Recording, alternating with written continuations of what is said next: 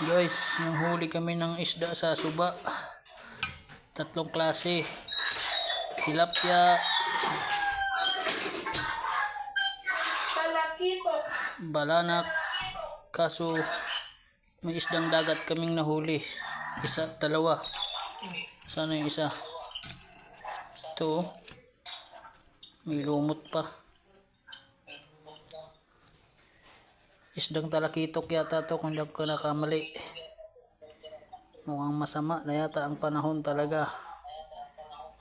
Nag-aahunan yung mga isdang dagat sa isdang tabang. Talakitok to yun. Dalawa ang nahuli namin. Pero madami akong nakita sa suba. Dalawa lang natsambahan ko. Wala na tilapia. Ito talaga kakaiba.